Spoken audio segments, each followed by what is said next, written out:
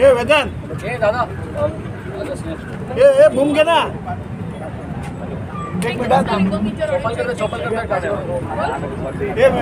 एक मिनिट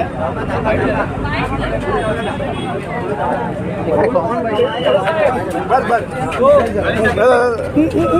एक सेकंड दादा या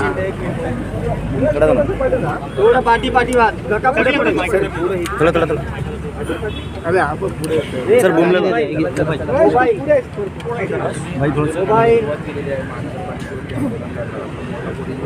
सर पीछे ना मैं लेके देतो ना. मराठी राज्य आहे, मराठी शहरं टिकली पाहिजेत, मराठी अस्तित्व टिकलं पाहिजे. 1956 पासून 1960 पर्यंत जो संघर्ष झाला होता ती वेळ पुन्हा आली की काय अशी आम्हाला शंका आहे. मुळात ज्या कारणास्तव संयुक्त महाराष्ट्राचा लढा झाला ते कारण असं होतं की मुंबई ही गुजरातमध्ये जाईल, म्हणजे गुजराती भाषिक होईल. त्यावेळेस आमच्या मराठी माणसाने इकडच्या स्थानिक भूमिपुत्रांनी लढा दिला. 4 वर्ष हा लढा चालला. अनेकांनी गोळ्या खाल्ल्या आणि शासनाच्या आकडेवारीनुसार 107 हुतात्मे गेले, रक्त सांडलं आणि तेव्हा एक भाषिक मराठी राज्य स्थापन झालं. अहो त्यावेळेस पण मोरारजीसारखा माणूस मुख्यमंत्री होता. त्यांनी ऑर्डर दिल्या गोळ्या झाडा मराठी माणसावरती आणि हे राज्य म्हणजे मुंबई राज्य हे गुजरातमध्ये विलिनीकरण करा. परंतु मराठी माणसाने ते होऊ दिलं नाही. आणि आता देखील नरेंद्र मेहता सारखे माणसं मराठी माणसाच्या नाकावर टिच्चून मुद्दा म्हणून पुन्हा एकदा घराणेशाहीच्या माध्यमातून एक अमराठी महापौर या महापालिकेवर येतात. या डिंपल मेहता ज्यांना आपला देश स्वतंत्र कधी झाला हे माहीत नाही, यांनी भर भाषणामध्ये सांगितलं की 1997 रोजी आपला भारत देश स्वतंत्र झाला. या डिंपल मेहताला तुम्ही महापौर करताय. अहो तुम्हाला सगळं घरामध्येच पाहिजे. आमदार तुम्ही स्वतः, महापौर तुमच्या वहिनी आणि मग भाजपच्या इतर लोकांनी काय सतरांच्या उचलायचं का? मला खंत एक वाटते की आज या 78 भाजपच्या नगरसेवकापैकी 46 मराठी नगरसेवक निवडून आले. परंतु हे नगरसेवकांनी खरं तर मराठी महापौराची मागणी लावून धरली पाहिजे होती. नेत्यासाठी काम करण्यापेक्षा या शहरासाठी या राज्यासाठी काम केलं पाहिजे. तुम्हाला लोकांनी निवडून दिलं आहे ना की तुम्हाला आमदाराचं ऐकण्यासाठी निवडून दिलेलं आहे. म्हणून आमची एक मागणी आहे की महापौर मराठीच झाला पाहिजे. आमच्यासोबत सगळे पक्ष या ठिकाणी उपस्थित आहेत. तुम्ही जाणार आहात मीरा भाईंदर महापालिकेकडे जाणार आहात की तुम्ही निश्चित करतो? नाही, आम्ही आता थोड्या वेळात आमची आता जनसंख्या हळूहळू वाढते. आम्ही आता जवळपास अर्ध्या तासाने या इथून प्रस्थान करू आणि महानगरपालिकेवर आमचा मोर्चा निघणार आहे. पोलिसांची दडपशाही दरवेळी असते. माननीय देवेंद्र फडणवीस यांना एक विनंती आहे की आपण छाती ठोकपणे भरसभेमध्ये सांगितलं होतं की या शहरांचे महापौर मराठी हिंदूच होईल. मग मराठी हिंदूच जर होणार असेल तर मीरा भाईंदरमध्ये मराठी हिंदूच का नको आहे असा प्रश्न आहे. माननीय देवेंद्र फडणवीस हे स्वतः गृहमंत्री आहेत. त्यांनी पोलिसांना आदेश द्यावेत की मराठी मोर्चाच्या आडोकोणी येऊ नये, दडपशाही वापरू नये. कारण मराठी मोर्चाच्या वेळेस, कबूतरखान्याच्या मोर्चाच्या वेळेस, शाळेंच्या मोर्चाच्या वेळेस आम्हाला याचा अनुभव आलेला आहे. त्यामुळे आता पोलिसांनी आम्हाला सहकार्य करावा.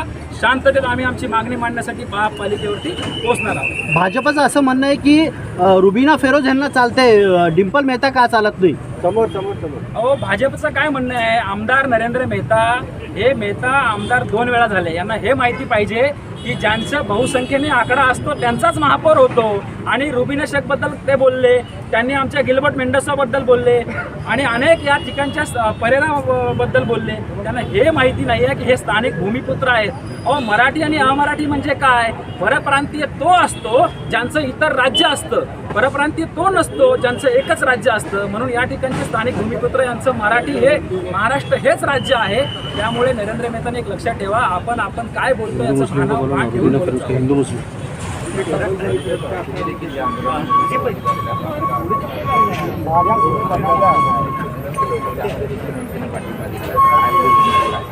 बघा भूमिका हीच आहे. जसं गोवर्धन देशमुख साहेबांनी सांगितलं की मराठी महापौर का नाही. माझं एक आहे, या ठिकाणी नरेंद्र मेहता आहे, या ठिकाणी तुम्ही आणि पत्रकारांना असं पण आम्हाला विचारणं येतं की या आत्ताच का मराठी हो याच्या अगोदर पण मराठी गैर मराठी पण येऊन गेले. आज गीता जैन होते, डिंपल मेहता होती, या ठिकाणी मायरा मेंडोजा होती, म्हणजे अनेक येऊन गेले. तेव्हा का नाही झालं संघर्ष?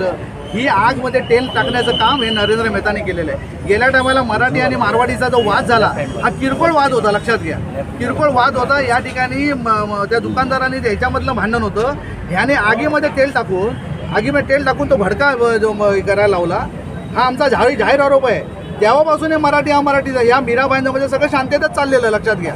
त्यामुळे मीरा भाईंदरमध्ये नरेंद्र मेहतांनी अमराठी देऊन महापौर देऊन ही मोठं कृत्य केलेलं आहे, लक्षात घ्या.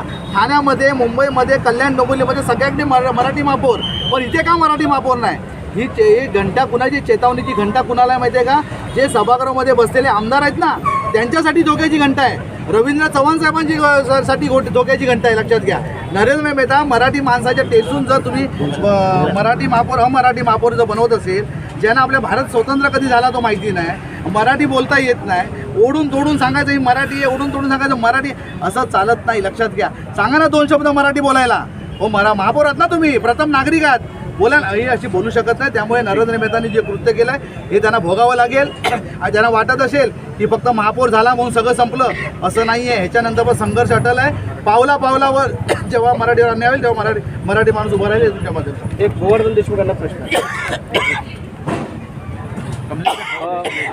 भाजपवाले रघुवीर शेख यांचं नाव घेतात की ते चालतं आणि डिंपल मेहता चालत नाही. तर असं वाटतं का मराठी वर्सेस हिंदू मुस्लिम असा काही वाद लावण्याचा त्याला वळण देण्याचा प्रयत्न चालू आहे?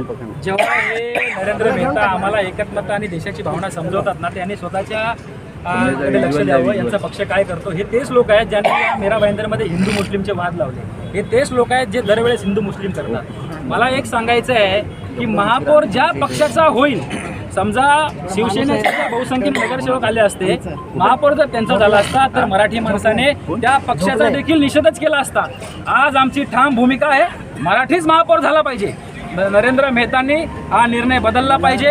माननीय देवेंद्र फडणवीस यांना कळकळीची विनंती आहे की आपण हा वाद थांबवावा, मराठीच महापौर झाला पाहिजे. आपण नरेंद्र मेहताला आवरावं. हे आपल्या विरोधात जाऊन कृत्य करतात, कारण आपण स्वतः सांगितलं होतं की या बहुसंख्य शहरामध्ये आम्ही मराठी हिंदूच महापौर देऊ, परंतु नरेंद्र मेहताला या शहरामध्ये सगळी घराणेशाही करायची आहे आणि हा वाद वाढवत राहायचा आहे.